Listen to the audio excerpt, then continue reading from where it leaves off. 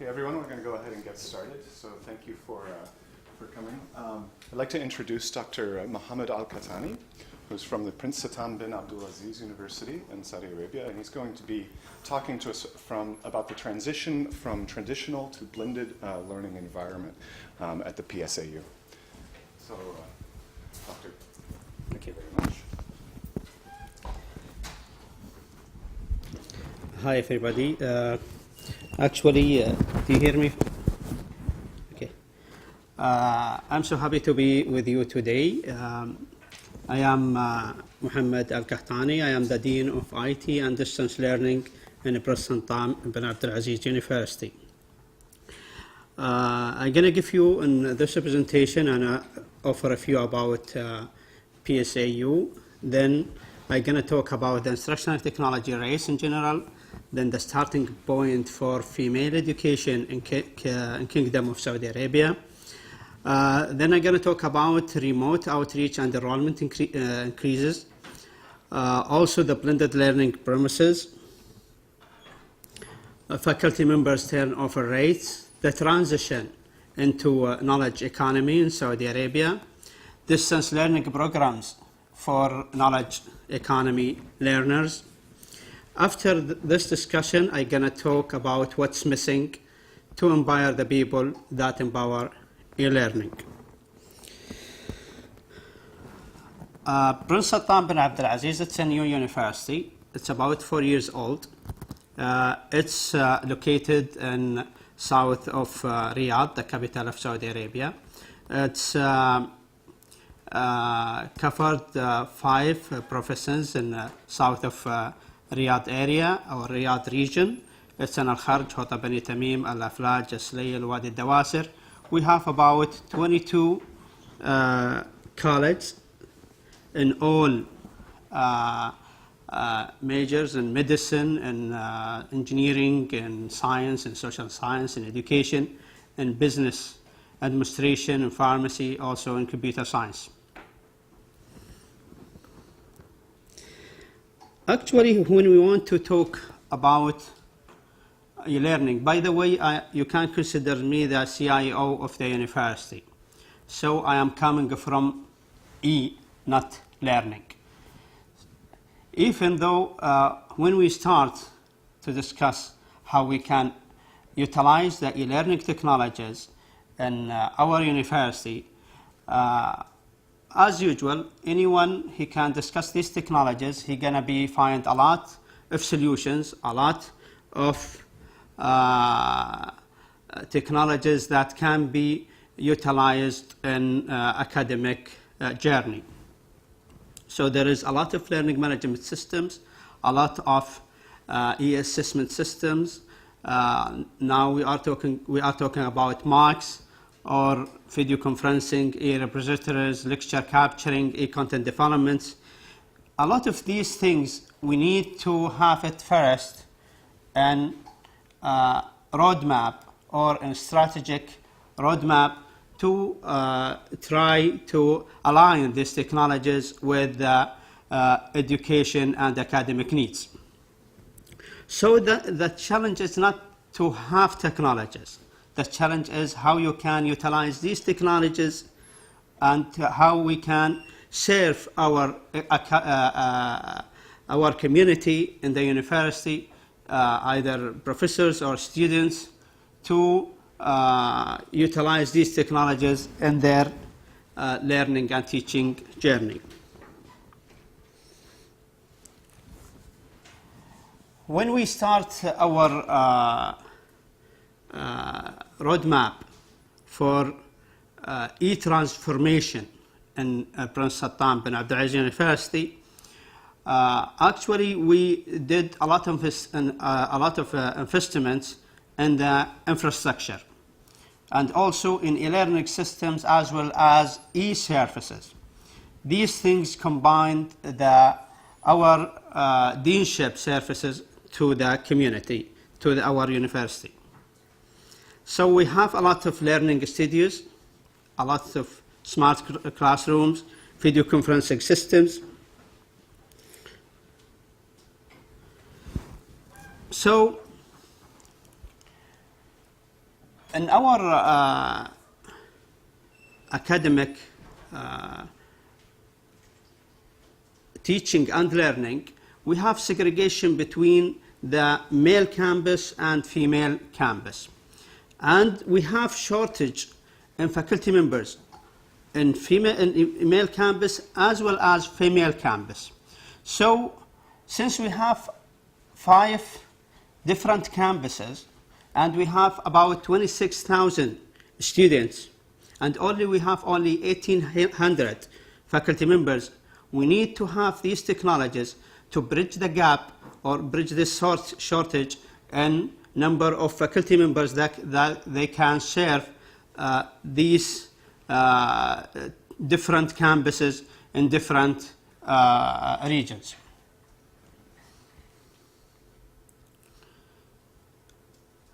Here is, by the way, we furnished all the campuses by well-established IT infrastructure with Wi-Fi services, connected with fiber WAN connectivity with high speed, and also this high speed can carry all the IP telephony services and video conferencing systems and all the needs for the faculty members and as well as the students.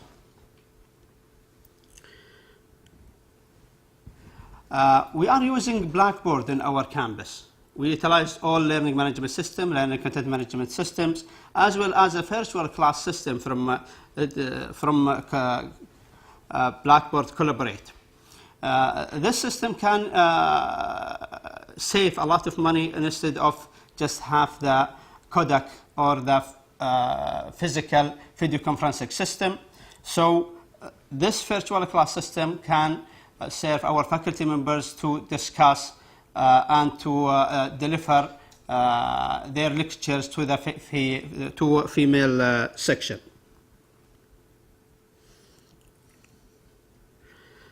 Also, as I said, most of our faculty members are non-Saudis, and we have a frequent change for the faculty members. They are coming this year by 1-year contract, then next year we have another faculty members, then each year we have a lot of change in the faculty members. We didn't have a stability for those foreigner faculty members. So we built this environment to help them first to build up their electronic courses and content and convert their content or teaching materials to e-content to be delivered through the learning management system to have the continuous delivery from year to year and to build up a repository to move to the knowledge economy.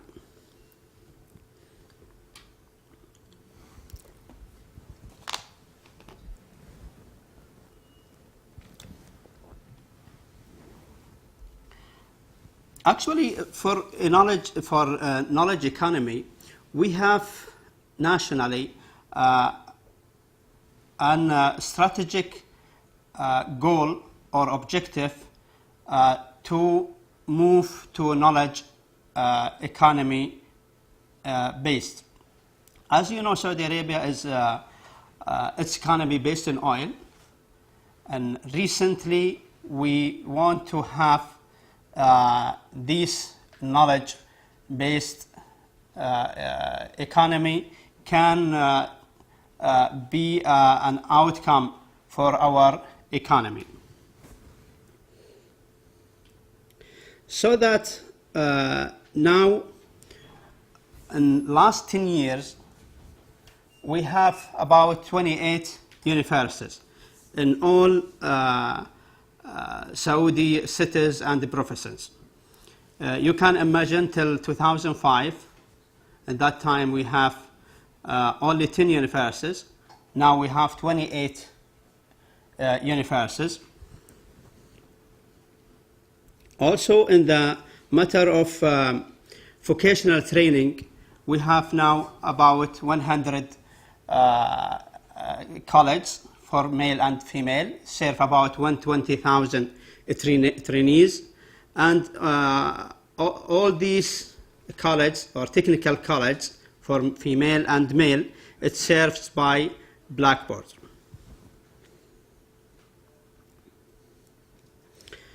Job market now has been changed after many legislations recently has been changed in the country. A lot of foreigner investors, a lot of international companies come to the Saudi market, and so that the job market needs has been changed too. So a lot of skills are needed for this job market. Also, we are facing a Saudization problem. You can imagine this, the whole country people is about 30 million, and we have 10 million foreigner employees. And we have a Saudi, non-employed Saudi graduated from our university. So this is a challenge reflected to our plans to try to graduate our students in well-skilled to be attractive by these foreigner companies.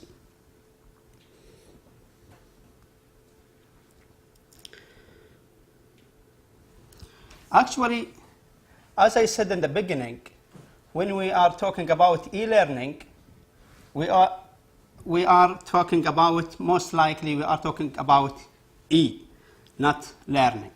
So we know we need to be too close to the faculty members to encourage them to utilize the e-learning technologies, to convince them that these e-learning technologies can enhance their teaching methodologies and teaching delivery methods. So in our university, it's different than other universities. As you may know, one size doesn't fit for all. So since we are a new university, we have a lot of foreigner faculty members. We have a lot of students and shortage in faculty members. So we start to have an awareness and training programs, especially for faculty members. In the beginning, we start TOT or training of trainers program. We gather who is interested from the faculty members and his belief that e-learning technologies can do change. We gather them, then we put them in training program to prepare them as ambassadors for us and our Dean of IT and Distance Education to be our ambassadors in their faculty and in their college to lead the, this e-learning journey. So we trained about 25 faculty members and we prepare a training and awareness sessions by them and all the faculty members to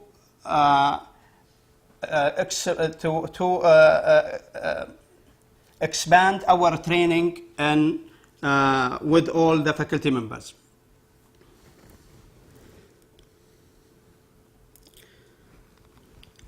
I'm done, and if there is any questions,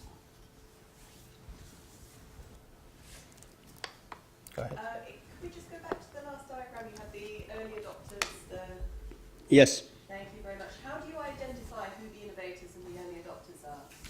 Actually, we serve the faculty members, and we met some of them to check who is able to utilize e-learning technologies, who has experience with these technologies, and who has an ability to collaborate with us to expand our approach with all the faculty members. Then we talk them in training of trainers. We support them financially. Then we utilize them to build up this journey, this training journey for all the faculty members. So what technologies do you use in order to get journey or your vision? Both Blackboard and non-Blackboard maybe. We are using, as I said in the beginning, Blackboard Learning Management System and also Blackboard Collaborate, mobile Blackboard Connect also. We have a lot of in-class technologies, video conferencing, overhead digital camera, smart board, interactive projectors.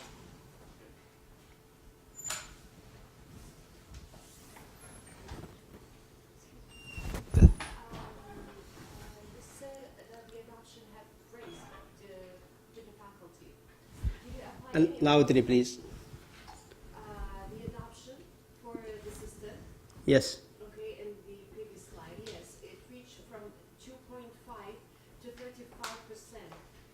The methods you use, you just scan of the faculty or just, know the ability of the faculty, or did you have any enforcement plan for that? Actually, there is no direct enforcement. Actually, we are trying to encourage the faculty members. We are trying to train them to make them familiar with these technologies and trying to assess their activities in the Blackboard or in the systems. So we gather, by the way, we build a small building block with the Blackboard to just gather some information from the faculty members' activities. How many? The block? What's the name of the block? It's internally developed, okay, and it's just gather these informations, how many announcements he did, how many topic he discussed in the discussion board, how many materials he uploaded to the his content, how many quizzes, how many exams, what's his activities in the grading block. So these activities show us who is active, who is not. And indirectly, we did a monthly report taken from the system and sent to the deans, just to show them who is active and inactive from his faculty members. The progress of the faculty. Okay, you mentioned that you encourage the faculty. In which way you encourage them? As I said, most of them are non-Saudis or foreigner professors. So their contract is annual contract. So in each year there is an evaluation report about him, and these things is one from the KPIs he is evaluated. Also for Saudis, and I think you are from Saudi Arabia, there is allowance for who use technologies. بدل الحاسب, I didn't know how we can. Allowance for who is use PCs and technologies, and this is one of KPI to just give the Saudi faculty member this allowance. So they will have the credit, extra points, credit, and allowance. Money. It's not just only credit.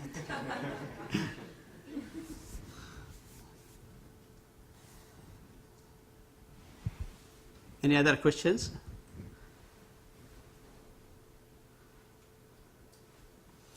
Okay, thanks a lot.